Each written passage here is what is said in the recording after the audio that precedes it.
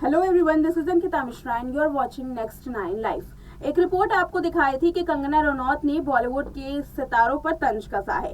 कैसे कंगना रनौत को एक साल में 6 बार बैटिंग ऐप को लेकर के प्रमोट करने के ऑफर मिले, हर बार करोड़ों रुपए बढ़ाए जाते हैं, लेकिन कंगना रनौत ठहरी। वो एक भी ऑफर को स्वीकार नहीं कर रही थी।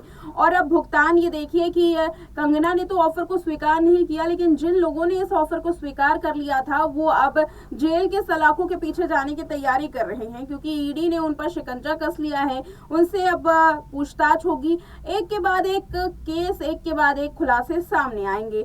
लेकिन इसी बीच में आपको जरा बैटिंग ऐप के पीछे की जानकारी देंगे। आज के इस प्रोग्राम में आपको बताएंगे कि आखिर इस बैटिंग ऐप की शुरुआत कैसे हुई और कैसे एक एक करके बॉलीवुड से लेकर के क्रिकेट इंडस्ट्री के बड़े सितारे इसमें फंसते चले गए। बॉलीवुड तो छोड़िए, लॉलीवुड ने भी पीछा नहीं छोड़ा, क्योंकि इसमें जहां आतिफ असलम का नाम सामने आया है तो वहीं राहत फतेह अली खान का भी नाम सामने आया है।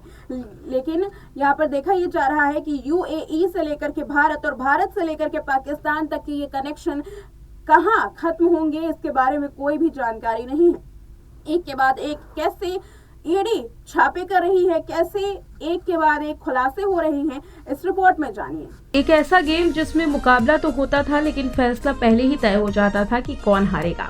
हालांकि हारने वाले को इसका पता नहीं चलता था, क्योंकि गेम का पैटर्न ही कुछ ऐसा था।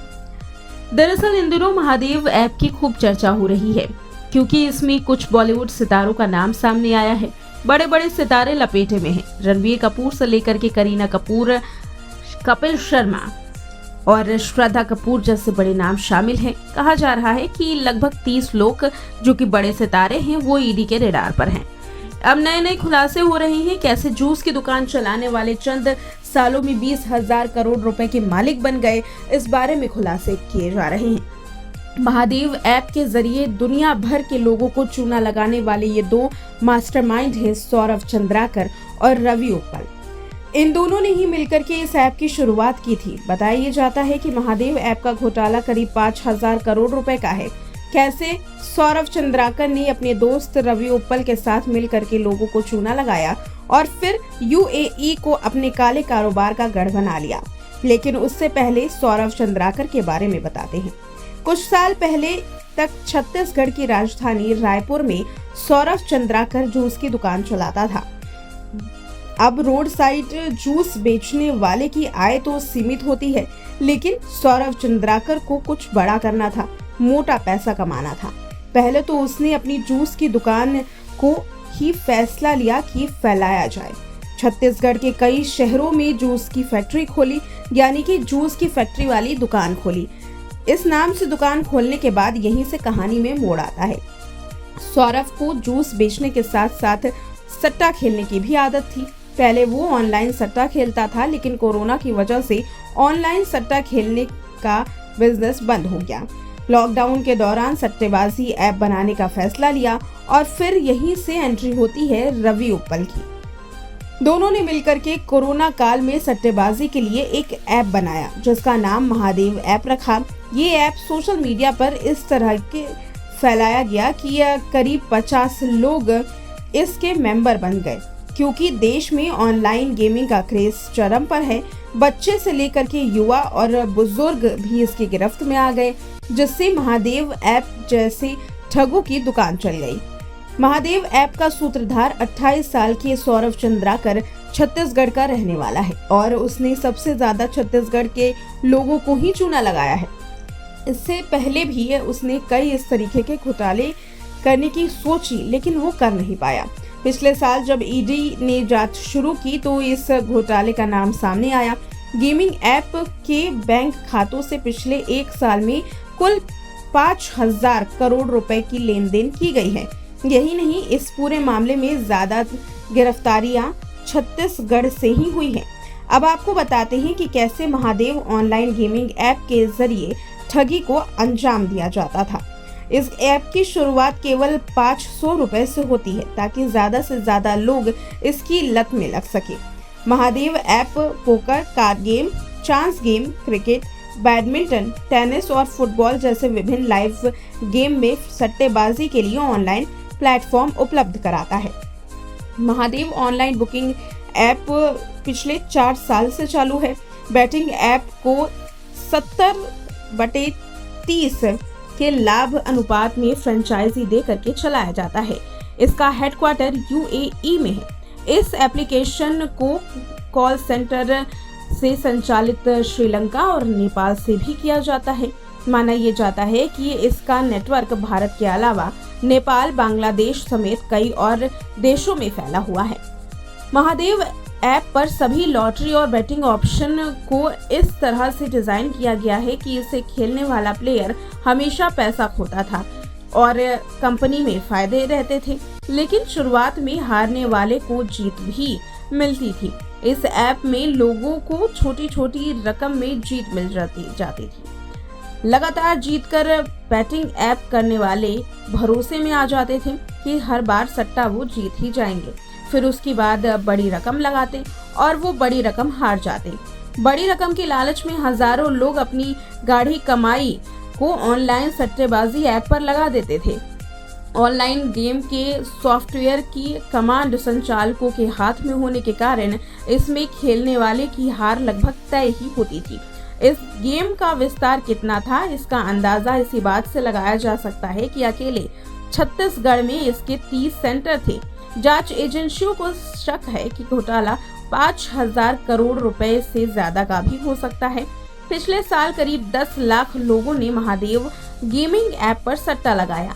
ये सट्टा 500 रुपए से शुरू होकर के 5,000 तक था। महादेव गेमिंग ऐप ने न केवल बैटिंग करवा करके पैसा कमाया, बल्कि हवाला के जरिए न सिर्फ भारत में बल्कि विदेश में भी फंड ट्रांसफर करवाए। इस सट्टेबाजी में यूजर को व्हाट्सएप के जरिए जोड़ा जाता था और उन्हें पैसा लगाने के लिए कहा जाता था। सोशल मीडिया पर विज्ञापन के जरिए लोगों को ऐप पर पैसे मिलने की लालच दी जाती थी। जो नंबर संपर्क करने के लिए दिए जाते उन पर केवल व्हाट्सएप के जरिए ही संपर्क होता। जैसे ही कोई व्यक्ति पैसा लगाने के लिए संपर्क करता, वैसे ही 2 अलग-अलग नंबर दिए जाते। एक नंबर का उपयोग ऐप में पैसे जमा करने के लिए किया जाता और पॉइंट से सट्टा लगाया जाता, जबकि दूसरे ऐप का यूजर जीतते हुए पॉइंट की रकम में बदल करके अपने खाते में पैसे डलवाने के लिए यूज किया करते थे। खबरों के मुताबिक ये सारा लेन देन बेनामी खातों के जरिए किया जाता था। खुलासे ये भी हुए हैं कि करीब 10,000 से ज्यादा बैंक खाते इसके लपेटे में हैं। ये सभी सेविंग खाते हैं। महादेव ऐप के संचालक सेविंग खातों से फ्रॉड किया करते थे, पैसों को कॉर्पोरेट खातों में भेज दिया करते थे। इस ठगी को दुबई से ऑपरेट किया जाता था। इसका मास्टरमाइंड सौरभ चंद्राकर अभी भी दुबई में है। ईडी ने पिछले महीने ही महादेव ऑनलाइन लॉटरी ऐप के मामले में जांच कोलकाता, भोपाल, मुंबई समेत कई देश के अलग अलग राज्यों में की। 417 करोड़ रुपए की संपत्ति भी जब्त की और कई लोगों को गिरफ्तार भी किया। बीते 1 साल में महादेव ऐप के जरिए 5,000 करोड़ रुपए की लेन देन हुई है। हवाला के जरिए मनी लॉन्ड्रिंग की गई है। कंपनी की कमाई का अंदाजा इसी बात से लगाया जा सकता है कि महादेव ऐप की मदद से हर रोज करीब 200 करोड़ रुपए की कमाई की जा रही थी। अब बताते हैं कि कैसे बॉलीवुड के सितारे इस लपेटे में आ गए। दरअसल इसी साल फरवरी में सौरभ चंद्राकर की यूएई में रास अल खेमा में शादी हुई। आरोप है कि शादी में महादेव ऐप के प्रमोटर ने 200 करोड़ रुपए नकद खर्च किए।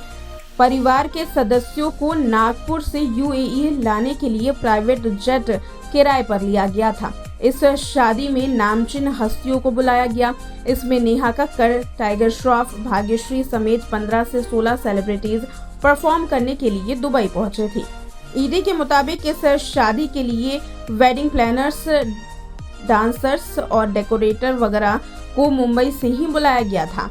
इन सबको कैश पेमेंट हवाला के जरिए की गई। इसके अलावा ईडी का कहना यह भी है कि रणबीर कपूर पर महादेव ऐप को ऑनलाइन प्रमोट करने के प्रमोटर से पैसे लेने के आरोप भी हैं। इसीलिए उन्हें सबसे पहले समन जारी किया गया था।